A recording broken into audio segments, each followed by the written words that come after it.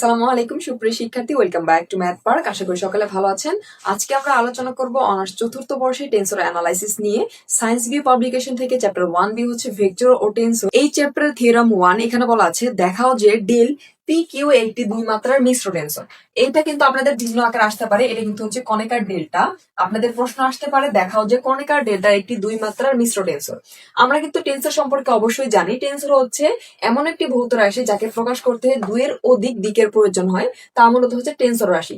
আমাদের হচ্ছে এই কণিকার ডেল্টা এই অংশটুকু হচ্ছে দুই মাত্রার মিশ্র টেন্সর। এটা কিন্তু টেন্সর হবে মিশ্র আকারে, সেই অংশটুকু আমাদের প্রমাণ করতে হবে।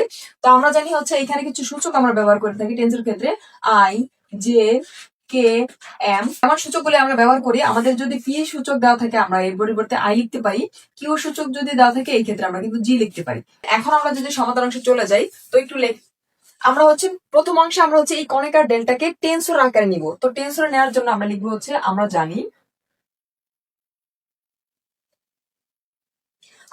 হচ্ছে এটাকে টেন্সর আকারে নিলে এখানে হবে কি, এই যে পি এর পরিবর্তে আমরা কি নিব হচ্ছে আই। টেন্সর আকার নিলে কিন্তু হচ্ছে এখানে একটি বার চলে আসবে, এবং কিউ এর পরিবর্তে আমরা নিব হচ্ছে জে। সমান সমান এর আকার হবে ডেল এক্স বার, উপর হবে আই, এবং এবং নিচে হবে ডেল এক্স, এখানে হবে জে। এইটাই মূলত হচ্ছে টেন্সর আকার। আমরা এটাকে 1 নং সমীকরণ দিয়ে নিলাম আমাদের ক্যালকুলেশন সুবিধার্থে। এখন যদি এটাকে আমরা হচ্ছে দুই মাত্রার মিশ্র টেন্সর আকারে প্রকাশ করি, এখন আমরা লিখবো, এখন এই অংশ থেকে আমরা লিখতে পারি, আমরা আবার একটু তুলে নিচ্ছি, আই জে সমান সমান আই, এখন হবে এখানে জে। এখন এই অংশটুকু প্রমাণের জন্য আমরা, অর্থাৎ দুই মাত্রার মিশ্র টেন্সর আকার নেওয়ার জন্য আমাদের যে সূচকগুলো রয়েছে এই সূচকগুলো আমরা পরপর ইউজ করব। এটাকে মূলত হচ্ছে আংশিক অন্তরীকরণের চেইন রুল বলা হয়। এখানে কিন্তু আই জে রয়েছে, জে এর পর আমরা কে নিব, দেন হচ্ছে এম নিব। সেই ক্ষেত্রে একটু লক্ষ্য করুন, আমরা যদি এখানে প্রথমত কে নিয়ে আসি, এখানে আমরা হচ্ছে দুইটি নিব, অর্থাৎ একটি থেকে দুটি হয়ে যাবে। প্রথম অংশে থাকবে ডেল এক্স বার আই, এবং এই মানটা হচ্ছে নিচের দিকে এই পাশে চলে আসবে, এখানে জে। এখন আমরা হচ্ছে কে নিয়ে আসবো। এখন আমরা যখন কে নিয়ে আসবো বা হচ্ছে যে কোনো সূচক নিয়ে আসবো, দুই পাশে নিয়ে আসবো। অর্থাৎ এখানে কিন্তু আমরা এটা বাদ দিতে পারি। এই যে নিচের অংশ এবং উপর অংশ, এটা কিন্তু ওয়ান কাইন্ড অফ হচ্ছে ডামি সূচক। এই ডামি সূচক বাদ দিলে আমরা কিন্তু হচ্ছে পূর্বের ন্যায় এই অংশটুকু ফিরে পাই। এখন এটাকে আমরা আরেকটু ক্যালকুলেশন করব, অর্থাৎ এই কে নিয়ে এসেছি আমরা, এখন আবার এম নিয়ে আসবো। সেই ক্ষেত্রে আমরা লিখতে পারি, এখানে হচ্ছে তিনটি হয়ে যাবে। আমাদের হচ্ছে এই যে প্রথম অংশ, এটা কিন্তু প্রথম অংশ থাকবে, এবং এই যে নিচের অংশটুকু এটা কিন্তু একদম শেষে চলে যাবে। সেই ক্ষেত্রে আমরা লিখতে পারি ডেল এক্স বার আই, এখানে হবে ডেল এক্স বার জে।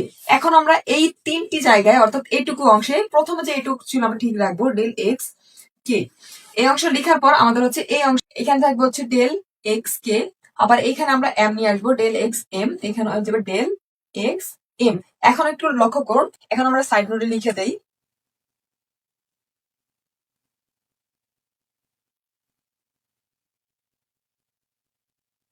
এই দুই লাইনে কিন্তু আমরা হচ্ছে আংশিক অন্তরীকরণের যে চেইন রুল তা প্রয়োগ করে দিয়েছি। অর্থাৎ আমরা প্রথমে কে নিয়ে এসে তারপর হচ্ছে এম নিয়ে এসেছি। এখন এই কে এই এম যদি আমরা বাদ দিয়ে দিই, পূর্বের নেই কিন্তু আমরা এই অংশ ফিরে পাই। এখন আমরা আরেকটি কাজ করতে পারি, একটু লক্ষ্য করুন। আমরা জানি কি, এই যে আমাদের আই এর পর থাকবে জে, জে এর পরে কে, কে এর সাথে হচ্ছে এম, এই আকারে থাকবে। অর্থাৎ যখন আমরা এইভাবে ডিভাইড আকারে লিখবো, এখানে যদি আই থাকে সূচক, আমাদের এখানে থাকবে হচ্ছে জে। আবার যদি এখানে জে থাকে, এরপর হচ্ছে কে থাকতে হবে, এবং পরবর্তীতে উপরে যদি কে থাকে, নিচে আমাদের এম থাকতে হবে।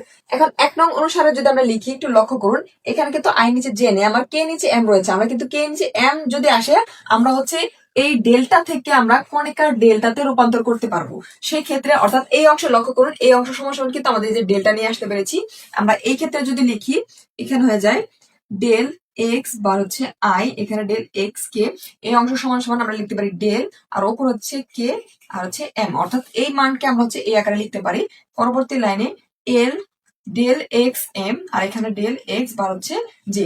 এখন আমরা যদি একটু সাজিয়ে লিখি, অর্থাৎ এটা যদি এই পাশে নিয়ে যাই, সেই ক্ষেত্রে আমরা পাই ডেল এক্স আই, এখানে হচ্ছে ডেল এক্স কে, আর এখানে হবে del X M, del X বার হচ্ছে জে। আমি এখানে থেকে ডেল কে এম। এখন একটু লক্ষ্য করুন, শুধুমাত্র এই অংশটুকু, অর্থাৎ যে কে এম রয়েছে, এটা হচ্ছে টেন্সরের যে নিয়ম, অর্থাৎ এই নিয়মটা, এই যে আমরা এই আকার থেকে এই আকারে নিয়ে আসতে পারলাম, এটা হচ্ছে সিদ্ধ করে। এখন আমরা লিখতে পারি, যেহেতু এটা সিদ্ধ করে, আমরা এই সমান কি প্রথমে এই অংশটুকু ধরেছিলাম, আমরা লিখতে পারি ডেল আই জে কে একটি দুই মাত্রার মিশ্র টেন্সর।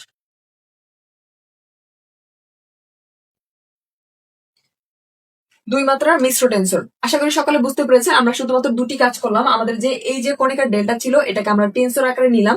টেন্সর আকার নেওয়ার পর আংশিক অন্তরীকরণের চেইন রুল অনুযায়ী আমরা হচ্ছে আই জে কে এল এখানে নিয়ে আসলাম। নিয়ে আসার পর হচ্ছে আমরা এই যে অংশ জানি, এই অংশ সমান আমরা খুব সহজেই এভাবে লিখতে পারি। সেটা লিখার পর আমরা দেখলাম হচ্ছে এই যে ডেল কে এম, এটা হচ্ছে আমাদের টেন্সের রূপান্তরের নিয়ম যে তা সিদ্ধ করে। সুতরাং আমরা বলতে পারি এই টোটাল অংশ সমান যে আমাদের এই অংশটুকু ছিল, এটা একটি হচ্ছে 2 মাত্রার মিশ্র টেন্স রুল। আশা করি সকলে বুঝতে পেরেছেন। যদি কোনো অংশে বুঝতে সমস্যা অবশ্যই কমেন্ট সেকশনে জানাবেন এবং ম্যাথ পার্কের সাথে থাকবেন। ধন্যবাদ।